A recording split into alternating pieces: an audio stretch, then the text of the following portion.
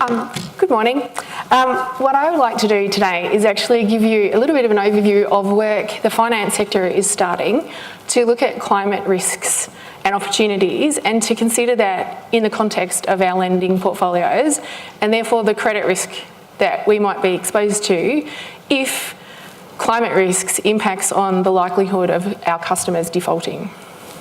But to do that, I want to put that in a context a little bit of NAB's journey and why we joined this pilot group of 16 international banks. And, okay, that one. So, we'll skip that slide just to move it quickly. Our environmental agenda has 3 key focus areas. So, maybe 5 or 6 years back, we wanted to revise it and we decided that we should be focusing on the key environmental challenges that we see around us in society and the world. And so that meant we came up with 3 things: climate change, natural value, which is our language for saying natural capital, and resource scarcity. So we believe they're the three of the key challenges that we need to focus on to help reduce environmental impacts on the planet, see a positive impact on the environment, and that's because we understand that environment underpins the economy. So our climate change strategy then, coming out of that, has 4 focus areas, and we revised them last year in light of the and here's another acronym for people who who want new acronyms, the Task Force on Climate-Related Financial Disclosures, so the TCFD. So rather than say that mouthful, I apologise, I'm going to say TCFD quite a bit.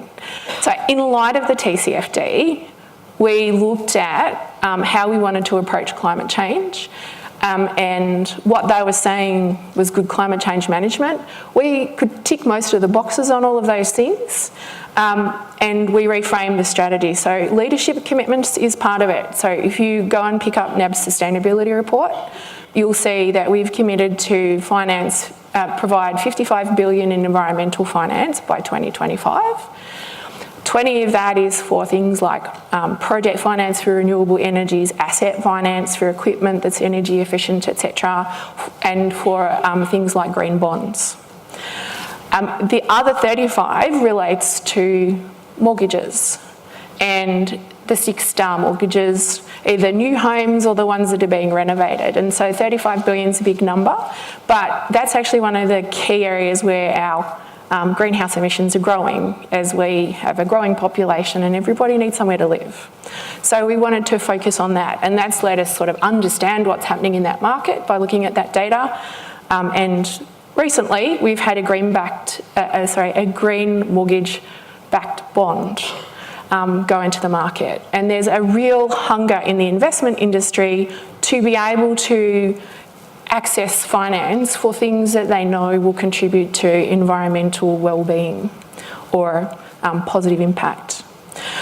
So leadership commitments is part of it, and in that, doing the right thing ourselves and leading by example is really key. So we made a commitment to having 50% of our electricity consumption in Australia coming from renewables by 2025. Then next part is actually developing climate change knowledge and insights, and the TCFD pilot is part of actually learning how to do this stuff and understand climate data in the context of being a financial institution and how that changes risk and creates opportunities. So one of the things, we'll talk about some examples of that later. And then supporting our customers through the transition. We're a minnow in terms of our emissions and our impacts, because we have office footprints in built environments, in urban environments. But when you actually look at our ability to influence our customers, that becomes a really material opportunity. Then we need to invest in organisational capability. Talking about environmental risk and climate change is not the everyday conversation for a banker. So looking for those opportunities and talking about those risks is something that we need to really focus hard on building knowledge internally. I've mentioned the 55 billion. So some examples of these sorts of things. We've had a number of climate bonds and green bonds that have now gone out into the market.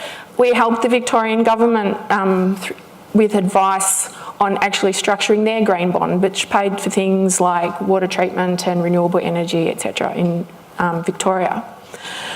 In terms of developing climate change knowledge and insights, one of the things we've done is to run a forum for our customers on power purchasing agreements as they're thinking about renewable energy. That had something like 400 people in the audience in one of our sort of building venues. And we could have probably doubled it and it might run again. So the hunger for people to actually know how to do some of this, to be able to share knowledge with our customers and others, there's a huge knowledge gap and people want to know how to do the right thing. And then there's reports and insights we can get from better understanding this that we can share with our customers. And we're learning from our customers too. So some of our customers have done scenario analysis, and so we're actually looking at how they've done it and what they've done.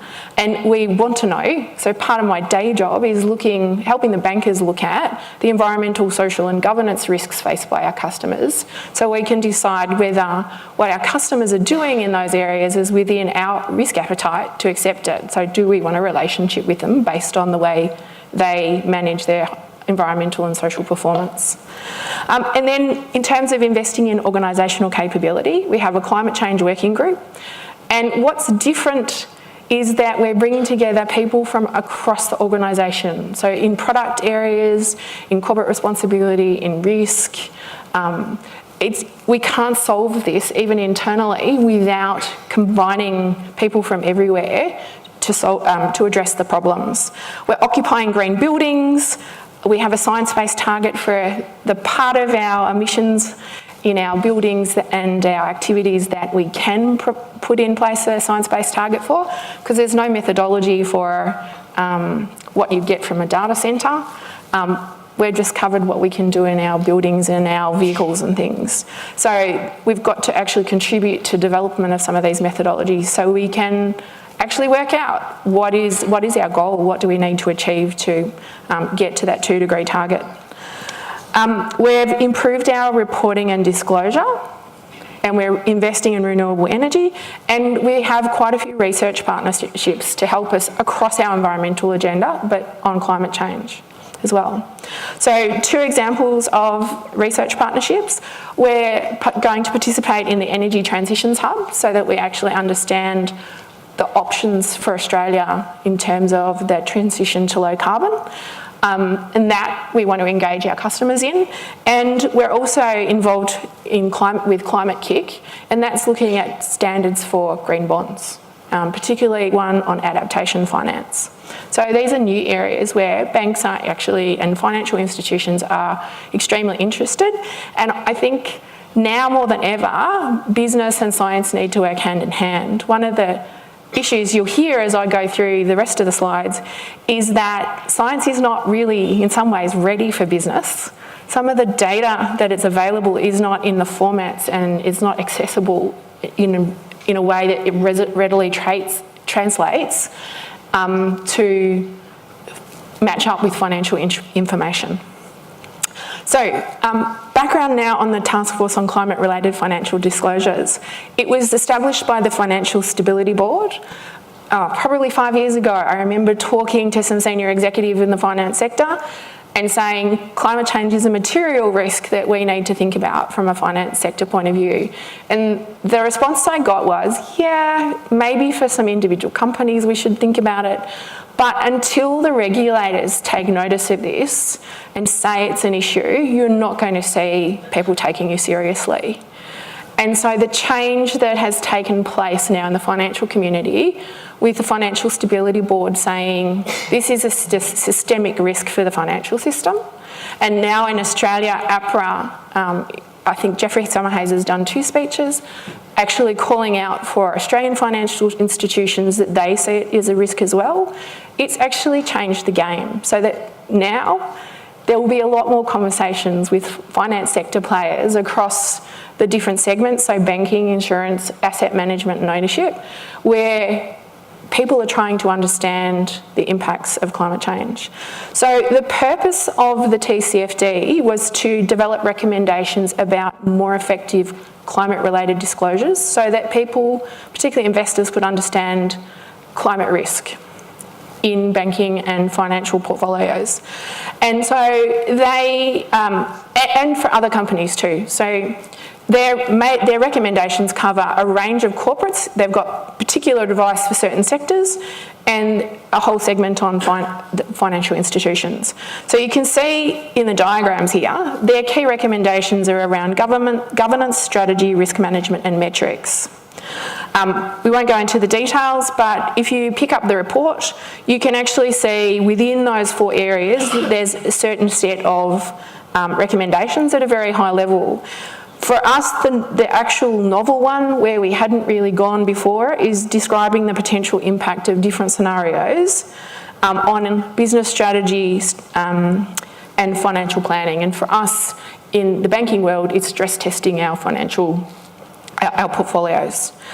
In terms of what we've done to date, our sustainability report and our annual financial report, because the disclosures around risk now, the FSB's recommendations are out there, need to be in mainstream financial filings where investors can easily find it. So we've got a descriptive piece of information within the report of directors in our annual financial report, which goes through those 4 areas. So governance, strategy, risk management and metrics and targets, and explains the journey we're on, because we're not there yet and we can't fully describe those risks. Our investor presentation also provides specific information about parts of our portfolio that investors have told us they're interested in. So you can see data on our power generation portfolio, and it's really pleasing that it is more than 50%. It's up towards 60% of our portfolio for power generation is now to renewables. And we're showing the change in time in our portfolio to the mining sector as well. So these pieces of information are now being used by investors in their decisions and whether they invest in companies like NAB. In terms of the recommendations and from the TCFD and what they mean for banks, and I guess the novelty and complexity of it, it's a forward-looking risk assessment. When you read annual reports, they tend to talk about performance retrospectively, and forward-looking statements have considerable caveats on them. So this is actually very different in terms of being able to assess and look at forward-looking risks. It's expanding time horizons in a way that is outside the realms of normal stress testing that we do when we're looking at stress testing the portfolio. Typically, you would look at 3 to 5 years in a stress test. So it's within the business planning horizon. For the exercise that the 16 banks are going through, we're going out to 2040. We're dealing with high levels of uncertainty and complexity. It's integrating science, and it's aligned to the 2-degree goal in the Paris Agreement. And the good thing is it's an opportunity to deal with risk in a proactive rather than a reactive way. And traditionally, if you're not looking into the future and you're not looking at emerging risks and understanding them well, then you can find you're caught in a reactive situation. So the 16 banks, I'm not going to go through them, but you can see the brands. And we have, it's being done under the banner of a membership organisation that we all belong to, which is the United Nations Environment Programme Finance Initiative, which is a partnership between the UN Environment and the banking sector, or the finance sector globally.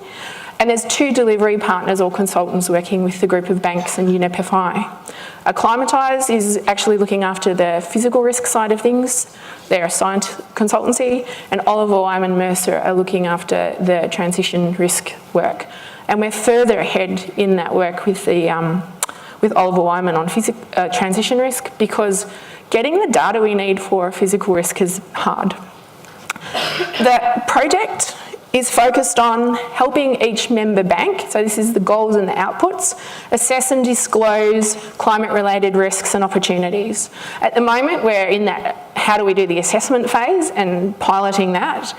Then there'll be a discussion on what's our risk appetite around this for disclosure, because it's going to be new. And listening to some of our customers and corporates that have done this, they've actually spent a lot of time with their legal departments working out how they do their forward-looking disclosures. And then the really important piece is, and I look at many annual reports to compare performance in my day job, we need a comparable way. So stakeholders and investors that are reading these reports can actually see some sort of harmony in the way it's been done. So it's an early, I guess, bid to create a standardised approach to how you do this in the finance sector. An insurance pilot is just starting up, and there's the Principles for Responsible Investment is a member organisation for asset owners and managers, and they're also talking about a pilot. So the project outputs are to have jointly developed scenarios to describe what we think the climate scenarios are, to have some models that people can actually pull apart and look at so they can see what we've done, and we'll conduct other research as needed, and then to publish those in some way. The 4 areas of the recommendations, because we're not tackling them all, are the 3 strategy ones we're going to focus on, and the metrics and targets piece. And the key one that we're all focused on at the moment is in strategy, and it's number C, which is the bottom one on potential impacts of scenarios. We're looking at 3 scenarios. So we're looking at business as usual, which is 4 degrees, 2 degrees, and 1.5 degrees. And there's recognition that we'll see more physical risk in the 4-degree scenario, and there's more transition risk involved in the 1.5-degree scenario. Some of the key information and expertise required are around climate models, which is where we've had to talk to the scientists. And for transition risk at the moment, we've been working with the Potsdam Institute and some other scientific organisations that are working on integrated assessment models. So we are using integrated assessment models for this. Credit and sustainability experts, both internally and externally, and those in our bank that are involved on a day-to-day basis in modelling and stress testing. So another novelty of this is that we're needing to combine the expertise and information from a wide range of sources.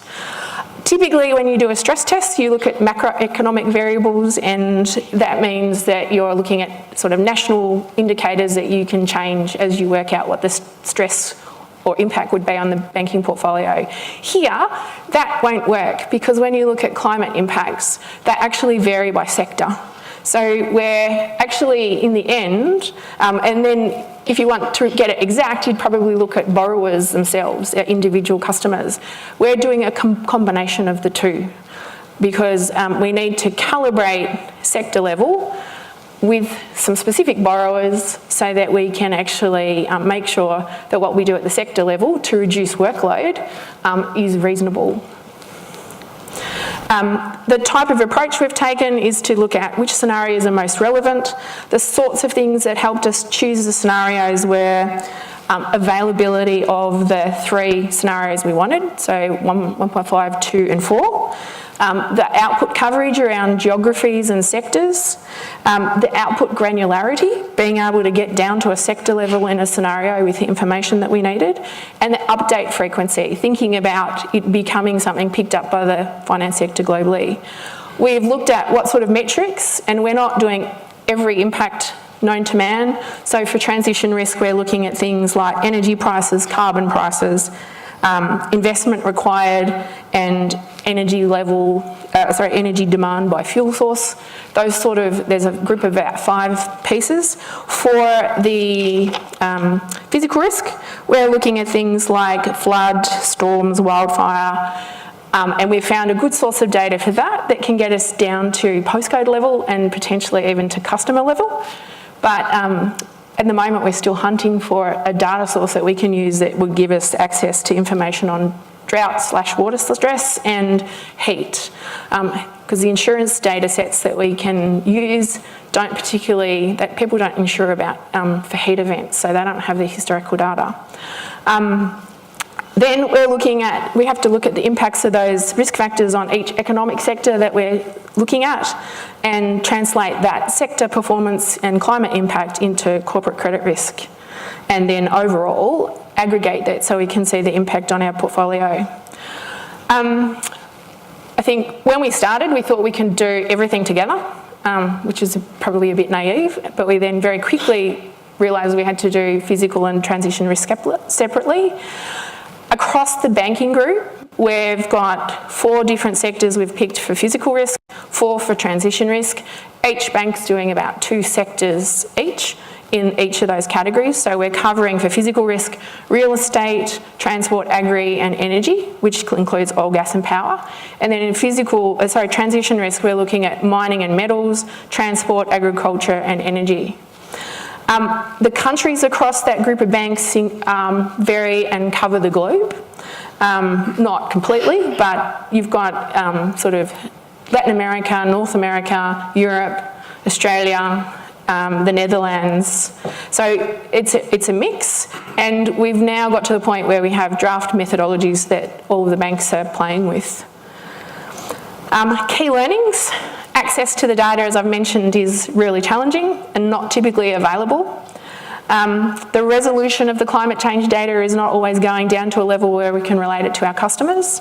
With some of the insurance data we can get on past events, we can get data that goes down to customer level. But then you've got the fact that if you're looking at mortgages and property impacts, then if you live in your house, then we know where the address is. But if you've got an investment property, then you could have a completely different address in our system to the one that we would need to look at the physical impact on the property.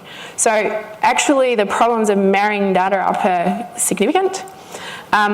There's limited historical data that looks at the relationship between climate data and things like credit risk. So it's extremely novel. We can't go and get historical practices off the shelf.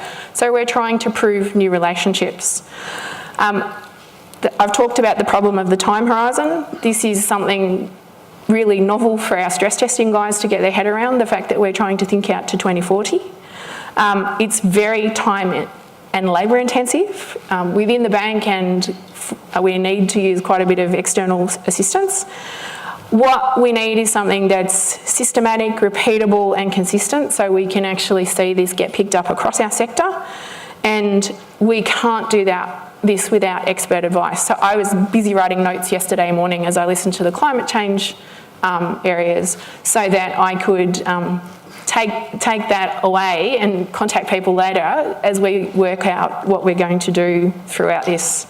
So that's early days. At the moment, we're talking about how much we disclose in terms of the actual models that we've used and what we've done. We can talk about more with questions, and hopefully that gives you some insight into, I guess, the big problem that we're trying to solve and the reason why we going forward, the finance sector will be engaging significantly more with science.